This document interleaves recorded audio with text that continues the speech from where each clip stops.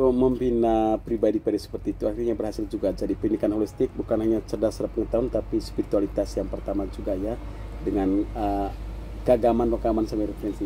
Cuma membingungkan saya Pak Kiai, gimana bisa membayar mereka, padahal kan kalau satu-satunya dari usaha ini kan nggak mungkin uang kuliah mereka itu banyak, kebutuhan ini ada nggak donasi spontan atau gimana, atau dari pemerintah gimana gitu? Coba. Ya itu yang pertama, dari kita kan bekerja di berbagai perguruan tinggi, ibunya juga pamong, maka itu dikumpulkan, tapi biasanya 5 tahun sampai 10 tahun menjadi gedung misalnya ya. Yang pertama.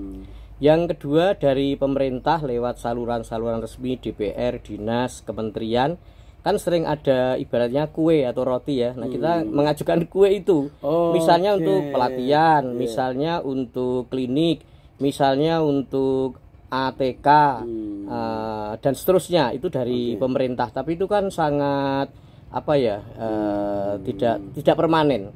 Nah, kemudian yang ketiga ini kalau dalam Islam disebut layah tasib atau unpredictable. Jadi banyak orang ya, Pak ini mau ada kulkas, kan akhirnya kita nyucinya jadi enak anak-anak. Pak ini ada sepeda, ini ada motor, bahkan ini ada mobil, ini ada tanah.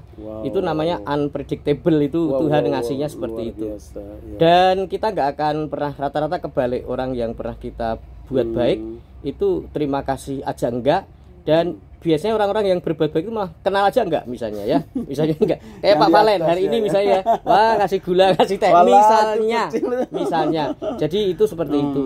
Dan yang terakhir ini didukung oleh, meskipun kecil namanya usaha atau ikhtiar, maka kita menciptakan apa tadi, sabun, ada yang membeli, kalau membeli berapa galon, kemudian ada yang pesen roti dan seterusnya.